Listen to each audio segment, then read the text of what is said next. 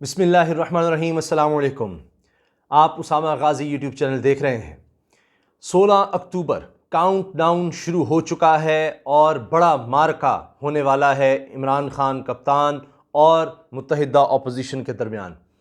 और पहला मैच हो रहा है गुजरांवाला में और उसके लिए भरपूर तैयारियां दोनों तरफ से नज़र आ रही हैं। इमरान खान साहब ने अब ख़ुद मैदान में उतरने का फ़ैसला कर लिया है और तमाम बड़े फ़ैसले अब वो ख़ुद करेंगे। अब दो ऑप्शंस थे इमरान खान साहब के पास अपोजिशन का मुकाबला करने के लिए। एक तो ये कि इनको रोका जाता, गिरफ्तारियां की जाती और ये जल्द से जुलूस ना किए जाते। बहुत से उनके पास बहाने या वजूहात भी आप कह सकते हैं, जिस तरह वबा फैलने का ख़तरा है और बहुत से मामलात कहे जा सकते हैं। बहरहाल दूसरा ऑप्शन ये था इमरान खान साहब के पास कि खुलकर खेलने दिया जाए, इनको फुल इजाज़त दी जाए। तो अब दोनों में से जोन सा ऑप्शन चूज़ किया है इमरान खान साहब ने, क्योंकि तमाम फ़ैसले अब बड़े फ़ैसले वो ख़ुद करेंगे इस हवाले से, उस पर हम बात करेंगे और उनके फ़ैसले के असरात क्या होंगे, क्यों इसको चूज़ किया है इमरान खान साहब ने इन दोनों में से एक फ़ैसले को। अब मरियम साहिबा जो एक तरह से लीड कर रही हैं इस वक्त बयानात की हद तक, अब फजलुर रहमान साहब बैकग्राउंड में चले गए हैं। उन्होंने हालिया इंटरव्यू में बड़ा वाज़ेह कह दिया है कि जनवरी से पहले पहले ये हुकूमत गिर जाएगी। वो किस बुनियाद पर ये कह रही हैं, कहाँ से उनको ये यकीन दहानी करवाई गई है, किस तरह से उनको ये एश्योरेंस है कि जनवरी से पहले पहले ये हुकूमत गिर जाएगी, और वो कितनी और क्यों इतनी पुरएतमाद हैं, इस बारे में भी हम बात करेंगे। और मियाँ नवाज़ शरीफ साहब की जो मुलाकातें हैं उन पर बात करेंगे। क्या माहौल इस वक्त बन रहा है या बनाया जा रहा है जिससे अपोजिशन को बहुत ज़्यादा ताकत मिल रही है, इन सब पर हमने बात करनी है। लेकिन पहले मैं आपको एतजाज़ अहसन साहब के हवाले से एक चीज़ बता दूं कि उन्होंने हालिया इंटरव्यू दिया है और उसमें उन्होंने शुकूक व शुबहात का इज़हार कर दिया है नवाज़ शरीफ साहब पर। अच्छा, अब किस तरह से मामलात आगे बढ़ेंगे कि पहले ख्वाजा आसिफ ने कहा कि जनाब आसिफ ज़रदारी पर एतबार नहीं, अब एतजाज़ अहसन भी नवाज़ शरीफ के बारे में यही कह रहे हैं। तो ये मामलात आगे कैसे चलेंगे?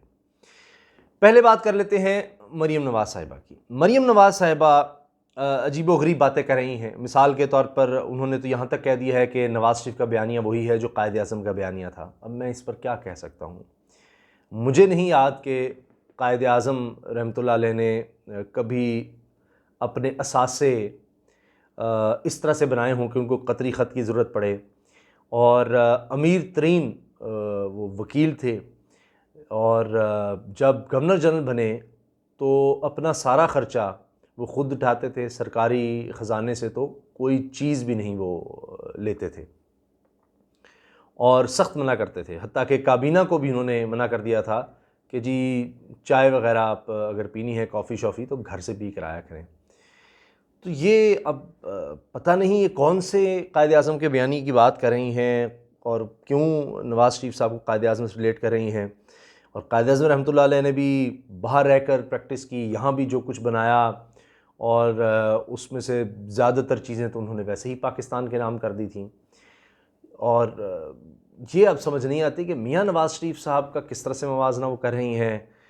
उन्होंने तो इतनी दौलत बनाई, बच्चों के नाम इतनी दौलत, बरतानिया में दौलत पर दौलत, और फिर जिसका कोई ट्रेस ही नहीं मिलता, इतनी दौलत, इतना पैसा कि अब वो मज़ीद इस्तेमाल होने लगा है।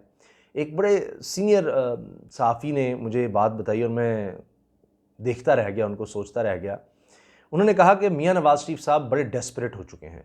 डेस्परेट का लफ्ज़ उन्होंने इस्तेमाल किया कि वो कुछ भी करने को तैयार हैं, किसी भी हद तक जाने को तैयार हैं, किसी की भी मदद लेने को तैयार हैं और ले भी रहे हैं। मकसद सिर्फ एक है कि हर सूरत मुझे इक़्तिदार दे दिया जाए। मरियम साहिबा का ये कहना है कि जो मौजूदा हुकूमत है, ना तो मैं इसको हुकूमत मानती हूँ और ना ही इस वक्त ये कोई मुंतखब वज़ीर-ए-आज़म है। तो उनकी बातों से ऐसे लगता है कि सिर्फ पाकिस्तान में एक ही मुंतखब वज़ीर-ए-आज़म हो सकता है और वो है मियाँ नवाज़ शरीफ साहब। उसके बाद अगर कोई होगा तो मरियम नवाज़ साहिबा हो सकती हैं, और उनके बाद मरियम नवाज़ साहिब का बेटा जुनैद सफदर हो सकता है। इसके अलावा पाकिस्तान में कोई वज़ीर-ए-आज़म नहीं हो सकता। अगर है तो वो गैर मुंतखब है, वो जाली मैंडेट से है, वो चोरी मैंडेट से है, वो हुकूमत हो ही नहीं सकती। और इसकी दलील मेरे पास यह है कि चाहे वो पाकिस्तान पीपल्स पार्टी की गवर्नमेंट हो, उससे पहले जितनी गवर्नमेंट्स आईं, अगर मियाँ नवाज शरीफ साहब अपोजिशन में हैं तो फिर हुकूमत है ही नहीं, फिर ना आइन है ना कानून है। अब मियाँ नवाज शरीफ साहब ने वहाँ पर बाहर बैठे एश्योरेंस ले ली है। मैं ये जनवरी के हवाले से आपसे अर्ज़ कर रहा हूँ कि मरीम नवाज साहब को किस तरह यकीन है कि जनवरी से पहले पहले ही हुकूमत गिर जाएगी। नवंबर में सदारती इलेक्शन है अमेरिका में, वहाँ से डोनाल्ड ट्रंप अफगानिस्तान के हवाले से, दीगर मामलात के हवाले से बहुत सी चीज़ें पाकिस्तान से मनवाना चाहते हैं, पूरी दुनिया से मनवाना चाहते हैं। जिस तरह से इसराइल को वो मनवाना चाहते हैं कई अरब मुल्कों से, तो उनका फोकस वो वहाँ पर है कि इलेक्शन मैंने जीतने हैं। इसी तरह से हर मुल्क से वो अपनी बातें मनवाना चाहते हैं, चीन से अपनी बातें मनवाना चाहते हैं, अपने लोगों को वहाँ पर वोटर्स को दिखाने के लिए, लॉबीज़ को खुश करने के लिए। इसी तरह पाकिस्तान से भी बहुत सी बातें मनवाना चाहते हैं। अब वो दबाव एक्सटर्नली पाकिस्तान पर आ रहा है कई हवालों से, उसमें भी हिस्सा डाला जा रहा है। फिर ये कि ख्वाजा आसिफ साहब ने अब ये कह दिया है, हाल ही में बयान आया है कि अगले चंद महीने बहुत ज़्यादा ख़तरनाक माहौल पैदा होने वाला है, बहुत ही ख़तरनाक माहौल पाकिस्तान में होगा। तो ये वो किस तरह से बिल्ड कर रहे हैं मोमेंटम ख़तरनाक माहौल का, कि जिस तरह से हमारे जलसे जुलूस हों, उसी तरह से फाटा, आप देखिए FATF का जो मामला है, FATF के मामले को आप अगर देखें तो उसमें एक चीज़ हमें नज़र आती है कि अब उसके हवाले से भी शुकूक व शुबहात पैदा किए जा रहे हैं कि पाकिस्तान उसमें वाइट लिस्ट होगा या नहीं होगा। स्टॉक एक्सचेंज उसमें गैर यकीनी का शिकार है। फिर महंगाई बढ़ रही है, और ये जो जलसे जुलूस होने वाले हैं इसकी वजह से भी गैर यकीनी की सूरत हाल है, और उसमें भी स्टॉक एक्सचेंज और इकॉनमी थोड़ा सा आपको हिलती नज़र आ रही है। अगरचे डॉलर नीचे जा रहा है, ज़रब मुबादा के ज़खायर स्टेबल नज़र आ रहे हैं, वो अलग, लेकिन महंगाई हो रही है। और एक सीनियर इकोनॉमिस्ट ने मुझे बताया कि और फैक्टर्स के साथ इसमें कम से कम 50% हिस्सा ज़ख़ीरा अंदोज़ी का है। अब देखिए, चाहे चीनी हो, उसमें भी शरीफ ख़ानदान का इन्फ्लुएंस नज़र आता है, पॉलिटिशियंस का इन्फ्लुएंस नज़र आता है, चाहे लाइव स्टॉक का काम हो, पोल्ट्री का काम हो, मिल्क प्रोडक्ट्स का काम हो, उसमें भी हमज़ा और इनके भाई सलमान शहबाज का उसमें स्टेक्स हैं। तो जहाँ जहाँ जिस तरह से इनके लोग बैठे हैं, इनकी एक अपनी इस्टेब्लिशमेंट है ऑपोजिशन की, तो वो उनको एक्सप्लॉइट करना चाह रहे हैं, उनसे काम लेना चाह रहे हैं। ये भी एक चीज़ नज़र आती है कि एक तो हुकूमत भी इसमें कमज़ोर नज़र आ रही है कि महंगाई हो रही है, तो वो भी इनके पास एक हथियार जा रहा है लोगों को मोबिलाइज़ करने के लिए। फिर फ़िरका वारियत की फ़ज़ा आप देख रहे हैं, बनाने की कोशिश की जा रही है। कराची में जिस तरह के हालात पैदा हो रहे हैं, अभी मौलाना आदिल साहब को जिस तरह कत्ल किया गया, तो एक तरफ वो माहौल बनता नज़र आ रहा है, और उसी माहौल में जलसे जुलूस। अब ये एक तरफ पीपल्स पार्टी कह रही है कि कराची में रेट तेज़ी से बढ़ रहा है कोरोना का, वबात का, और पूरे मुल्क में दूसरी लहर का ख़दशा है, और उसी दौरान ये जलसे जुलूस का माहौल खुद 18 को पीपल्स पार्टी कराची में कर रही है, किसी को इजाज़त नहीं। लेकिन फिर क्यों ऐसा माहौल पैदा किया जा रहा है? कहीं ऐसा तो नहीं कि खुदा न खास्ता, अल्लाह ना करे, अल्लाह ना करे कि जी कोरोना फैलता है तो चलें, इल्ज़ाम तो ज़्यादा हुकूमत पर ही आएगा, तो उसके लिए भी माहौल पैदा कर दिया जाए। शाहिद खान अब्बासी साहब की आप बात सुन लीजिए। वो कहते हैं कि जी अपने लोगों से कह रहे हैं कि पहले गोली तुमने खानी है, पहले पत्थर तुमने खाने हैं, पहले लाठियाँ तुमने खानी हैं। अब उनको एक तो गरमाया जा रहा है कि पता नहीं ऐसा वहाँ माहौल होना है, इस तरह की कोई चीज़ें इकट्ठी कर लो जिस तरह पहले नैब की पेशी पर हुआ था, और उनको आगे कह रहे हैं कि तुमने खाना है भाई, हमें ना कहना, हम तो पीछे होंगे, हम प्रोटेक्टेड होंगे, तुमने मार खानी है। आसिम सलीम बाजवा साहब का जो इस्तीफ़ा आया है, उसको भी ऐसे पेश करने की कोशिश की जा रही है कि जैसे ये कोई अपोजिशन की जीत हो गई है। मैंने खुद पता करवाया है, पक्की बात मैं आपको बता रहा हूँ कि उसमें सिर्फ़ और सिर्फ मेन वजह यह है कि CPAC पर वो फोकस रखना चाहते हैं। वो बहुत ज़्यादा अहम है, उस पर बहुत ज़्यादा तवज्जो की ज़रूरत है, और पहले भी उनका ये ख्याल था आसिम सलीम बाजवा साहब का। सिर्फ इस वजह से ये बुनियाद है कि उन्होंने कहा है कि मैं मुशीर इत्तेहाद के तौर पर काम नहीं कर सकता, और उनका इस्तीफ़ा वज़ीर-ए-आज़म ने कबूल कर लिया है। अब मैं बात करना चाह रहा हूँ, अपोजिशन ने जो प्लान बनाया हुआ है, फाइनल प्लान उनका ये है कि पूरा ज़ोर लगाना है, फंडिंग का भी पूरा ज़ोर लगाना है। इसके अलावा ये इत्तलात भी मुझ तक पहुँची हैं कि कुछ यूँ समझ लें टेलीविज़न के लोगों को, मेन स्ट्रीम मीडिया के लोगों को ये कहा जाएगा कि आप ये कह कर के जी हम पर पाबंदियाँ हैं, और वहाँ से वो इस्तीफ़े दे दो और हमारे साथ आ जाओ। उनको कई गुना यानी माहाना आमदन की ऑफ़र की जाएगी। ये आने वाले दिनों में ये चीज़ होने वाली है, ताकि इनका नैरेटिव बिल्ड किया जाए सोशल मीडिया पर, डिजिटल मीडिया पर, और उसके लिए बहुत ज़्यादा पैसा लगाया भी जा रहा है और आगे और भी लगाया जाना है। अच्छा, अब दूसरी तरफ ये भी प्लान ऑपोजिशन का है कि अगर हुकूमत ने रोकने की कोशिश की तो धरने दिए जाएं और धरने मेन सड़कों को ब्लॉक कर दिया जाए, बड़े बड़े शहरों की तमाम शाहराहों को ब्लॉक कर दिया जाए। एक ये प्लान तैयार कर लिया गया है। पहले ही एक फ़ोर्स तैयार कर ली गई है मरीम नवाज़ साहिबा के हवाले से, और वो फ़ोर्स पहुंचेगी जाती उमरा पर और उनके साथ मरीम निकलेंगी ताकि गिरफ़्तारी का ख़तरा ना रहे। अच्छा, अब जरदारी साहब बीमार हो चुके हैं और शायद वो इलाज के लिए बाहर जाएं, और बिलावल साहब को भी हो सकता है उनकी तीमारदारी की ज़रूरत पड़ जाए। इसी दौरान एतजाज़ अहसन साहब ये कह रहे हैं कि उनको नवाज़ शरीफ पर एतबार नहीं है। एतजाज़ अहसन कह रहे हैं पार्टी से भी कहेंगे कि नवाज़ शरीफ पर एतबार ना करें।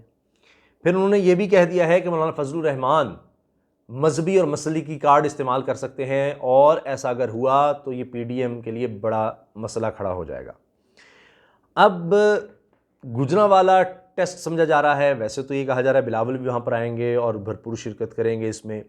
तो पीपल्स पार्टी का पंजाब में बहुत ज़्यादा नहीं है वोट बैंक और लोग नहीं हैं, लेकिन बहरहाल वो भी अपना ज़ोर लगाएंगे, फजलुर रहमान साहब भी लगाएंगे, लेकिन असल जो यहाँ पर नून लीग ने ज़ोर लगाना है और उसके लिए बड़ा भरपूर यानी प्लान तैयार किया गया है।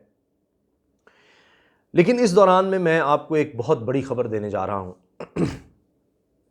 कि अब से 10 दिन के अंदर अंदर एक बहुत बड़ी गिरफ्तारी होने वाली है, और वो गिरफ्तारी है कैप्टन रिटायर्ड सफदर साहब की। और इस बारे में वो ख़ुद कह चुके हैं कि जी मुझे आगाह कर दिया गया है कि 10 दिन के अंदर अंदर मैंने गिरफ़्तार हो जाना है।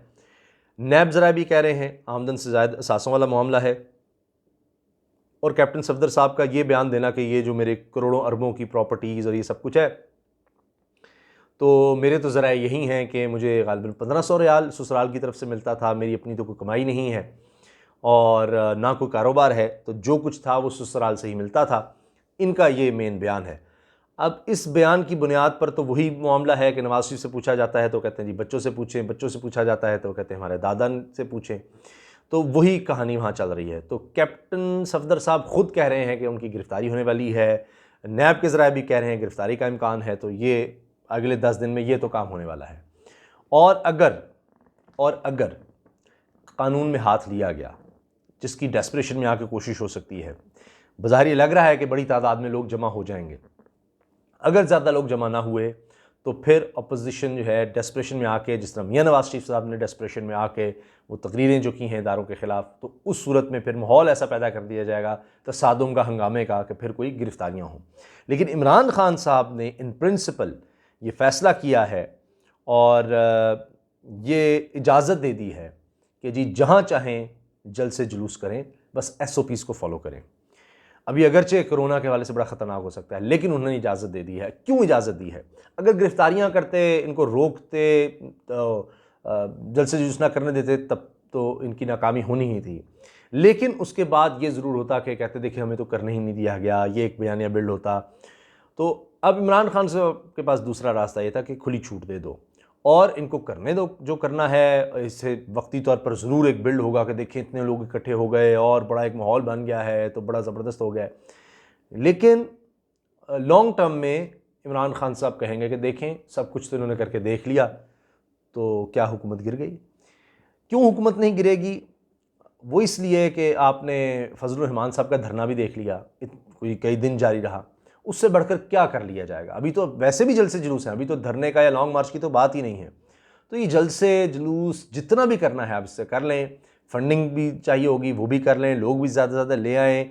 मियां नवाज़ शरीफ साहब को जो बाहर एश्योरेंसेस मिल गई हैं, पक्का उनको ये बता दिया गया है कि आपको हम पाकिस्तान के हवाले नहीं होने देंगे, ये उनको यकीन दिला दिया गया है हर सूरत। और वो इलाज का मामला आप देख रहे हैं, वो वॉक कर रहे हैं, तकरीरें कर रहे हैं, फुल एक्टिव हैं, किसी किस्म का कोई ट्रीटमेंट उस तरह से नहीं चल रहा।